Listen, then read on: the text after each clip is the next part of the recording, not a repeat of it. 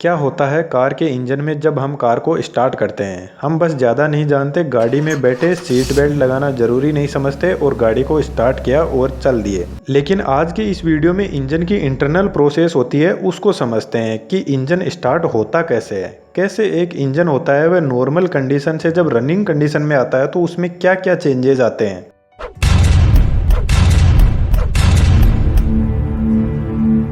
तो जब हम गाड़ी स्टार्ट करते हैं तो गाड़ी में बैठकर स्विच को ऑन करते हैं और सिर्फ 1 या 2 सेकंड में हमारी गाड़ी स्टार्ट हो जाती है। एक्चुअल में जब हम स्विच को ऑन करते हैं तो गाड़ी का जो स्विच होता है वह स्टार्टर मोटर और जो बैटरी है उसका इलेक्ट्रिक सर्किट को क्लोज करता है। तो जैसे ही यह सर्किट क्लोज होता है तो स्टार्टर मोटर है वह इस फ्लाईव्हील को रोटेट करवाना शुरू कर देती है और यह फ्लाईव्हील जुड़ा रहता है क्रैंक शाफ्ट से। यह जो स्टार्टर मोटर होती है यह बहुत ही पावरफुल मोटर होती है जिसका नाम है pre engaged type starter motor. इस मोटर के ऊपर यह जो एक छोटी सी डिवाइस लगी है इसका नाम है सोलेनोइड। इस सोलेनोइड में इलेक्ट्रोमैग्नेट लगी होती है, तो जब हम गाड़ी का स्विच ऑन करते हैं तो यह सोलेनोइड एक्टिवेट होता है और पीछे की तरफ जो स्विच लगा है उसको क्लोज कर देता है। सोलेनोइड के अंदर प्लंजर होता है, तो जब हम गाड़ी का स्विच ऑन करते हैं तो इलेक्ट्रोमैग्नेट एक्टिवेट होती है और प्लंजर को पीछे की तरफ खींचती है और जैसे ही प्लंजर पीछे आता है तो पीछे से इस स्विच को क्लोज कर देता है और जैसे ही स्विच क्लोज होता है तो यह मोटर घूमना शुरू कर देती है।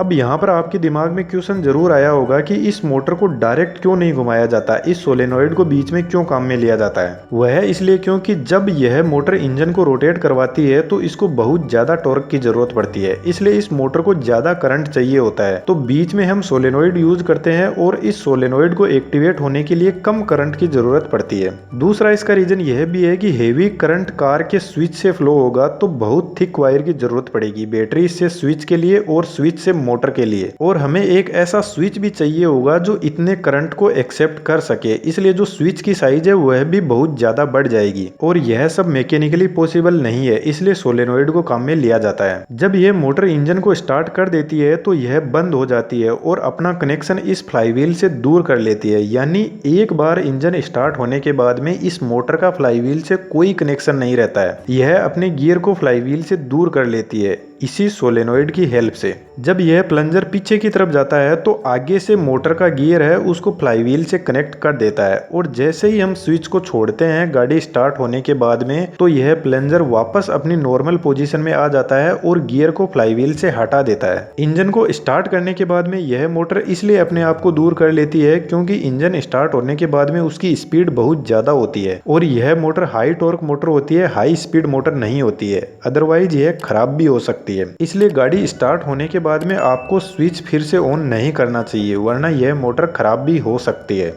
यह तो बात हो गई इंजन जब बाहर से स्टार्ट होता है तब। अब हम देखते हैं कि इंजन के अंदर क्या होता है। जब यह फ्लाईव्हील रोटेट करने लग जाता है जो क्रैंक शाफ्ट से जुड़ा हुआ है तो यह क्रैंक शाफ्ट रोटेट करने लगती है और इसी के साथ में इंजन के अंदर की साइड में इस क्रैंक शाफ्ट से पिस्टन जुड़े रहते हैं, तो यह पिस्टन भी अपने अपने सिलेंडर के अंदर अप डाउन होने लग जाते हैं। अब हम यह देखते हैं कि जब स्टार्टर मोटर एक बार इंजन को स्टार्ट कर देती है तो यह पिस्टन किस तरीके से अपने आप काम करने लग जाते हैं और कैसे पिस्टन का जो लीनियर मोशन है उसको रोटेशनल मोशन में कन्वर्ट किया जाता है। इन पिस्टन्स को आप देखोगे तो यह कोई रोटेशन में नहीं घूम रहे हैं, यह लीनियरली अप एंड डाउन हो रहे हैं और यह पिस्टन नीचे से कनेक्टेड रहते हैं क्रैंक शाफ्ट से और यह क्रैंक शाफ्ट जो लीनियर मोशन है उसको रोटेशनल मोशन में बदल देती है। जितने इंजन में पिस्टन होते हैं उतना ही इंजन का सिलेंडर होता है। जैसे 4 पिस्टन है तो बोलेंगे 4 सिलेंडर इंजन। अब जो ट्रेन का इंजन होता है उसके अंदर 16 सिलेंडर होते हैं और हमारी जो नॉर्मल गाड़ियां होती है उनमें 4 सिलेंडर इंजन होता है। अब जब एक बार गाड़ी स्टार्ट होती है तो यह पिस्टन अपने आप अप एंड डाउन होते हैं और जो 4 सिलेंडर इंजन होता है वह 4 स्ट्रोक इंजन होता है। यह 4 स्ट्रोक क्या है इसको समझते हैं। सबसे पहले बात करते हैं फर्स्ट स्ट्रोक की। इस पिस्टन के अंदर सिलेंडर में ऊपर की तरफ 2 वाल्व लगे हैं जिनमें से एक है इनटेक वाल्व और दूसरा है एग्जॉस्ट वाल्व। जब यह पिस्टन सबसे ऊपर की तरफ होता है इस वाल्व के पास में तो इस कंडीशन के फर्स्ट स्ट्रोक में जो इनटेक वाल्व है वह ओपन होना जरूरी है। तो जब पिस्टन धीरे धीरे नीचे की तरफ आएगा तो जो इनटेक वाल्व है उसमें से जो एयर और फ्यूल का मिक्सचर है यह नीचे की तरफ पुल करेगा, क्योंकि यह सिलेंडर एकदम पैक्ड रहता है और इसमें वैक्यूम होता है। इस इनटेक वाल्व में से एयर और फ्यूल दोनों आते हैं, क्योंकि जो फ्यूल है वह बिना ऑक्सीजन के नहीं जलता। अब इस वाल्व में से जो एयर और फ्यूल आ रहे हैं उनका रेशियो है वह 14.5:1 है। डीजल कार में और पेट्रोल में भी ऑलमोस्ट सेम ही है, 14.7:1। जब यह पिस्टन नीचे की तरफ आ रहा है तो इस सिलेंडर के अंदर एयर और फ्यूल का मिक्सचर यहाँ पर भर जाएगा और जो इनटेक वाल्व है वह बंद हो जाएगा। अब यहाँ दूसरा स्ट्रोक जिसका नाम है कंप्रेशन। इस स्ट्रोक के अंदर जो फ्यूल और एयर का जो मिक्सचर है वह जब पिस्टन ऊपर की तरफ आएगा तो एकदम कंप्रेस हो जाएगा। जब यह एयर और फ्यूल का मिक्सचर कंप्रेस होगा तो एयर और फ्यूल के एटम एक दूसरे से कोलाइड करेंगे और इनका टेम्परेचर यहाँ पर बढ़ जाएगा।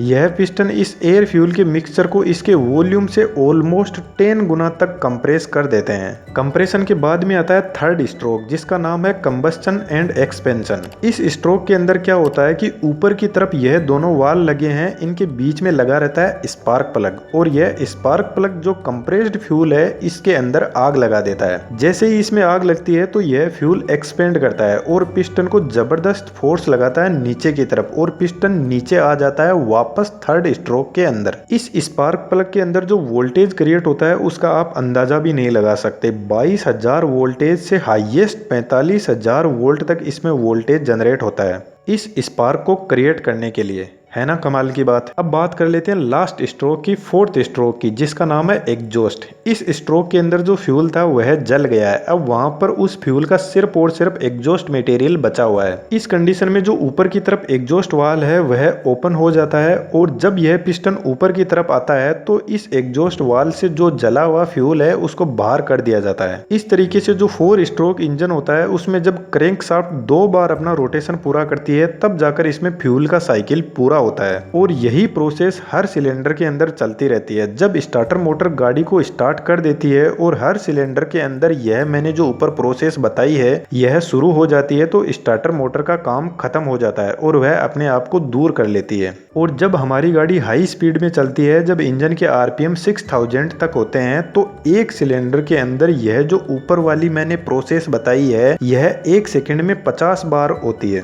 और हर सेकंड में लगभग 200 बार एक्सप्लोजन होता है हर एक सिलेंडर के अंदर। जो 4 स्ट्रोक इंजन होता है वह लगभग हमारी कार में यूज में लिया जाता है और एक 2 स्ट्रोक इंजन भी होता है जो लाइट वेट व्हीकल्स होते हैं जैसे बाइक, स्कूटर, उनमें काम में लिया जाता है। 4 स्ट्रोक इंजन बहुत ही शानदार होता है, इसका एवरेज भी बहुत अच्छा रहता है, टॉर्क भी शानदार रहता है क्योंकि 4 स्ट्रोक इंजन के अंदर फ्यूल पूरा जल जाता है फिर उसके बाद में उसको बाहर कर दिया जाता है। लेकिन 2 स्ट्रोक इंजन के अंदर कभी कभार ऐसा भी हो जाता है कि फ्यूल पूरा नहीं जलता है और पहले ही बाहर निकल जाता है क्योंकि इसमें फ्यूल का इनटेक और एग्जॉस्ट एक साथ में ही चलते रहते हैं। अब मेरा आपसे एक क्वेश्चन है कि जब गाड़ी में स्टार्टर मोटर यूज होती है वह एक डीसी मोटर है, जब गाड़ी स्टार्ट हो जाती है तो उसी डीसी मोटर को एज ए जनरेटर काम में क्यों नहीं लिया जाता? अलग से इलेक्ट्रिसिटी जनरेट करने के लिए अल्टरनेटर क्यों लगाया जाता है गाड़ी में? तो इस तरीके से हमारी कार का इंजन स्टार्ट होने के बाद में अपना रोटेशन क्रिएट करता है और हमारी गाड़ी आगे चलती है। वीडियो पसंद आया तो वीडियो को लाइक और चैनल को सब्सक्राइब जरूर कीजिएगा और ऐसे ही इंटरेस्टिंग वीडियो चैनल पर विजिट कीजिए और एंजॉय कीजिए। Thank you.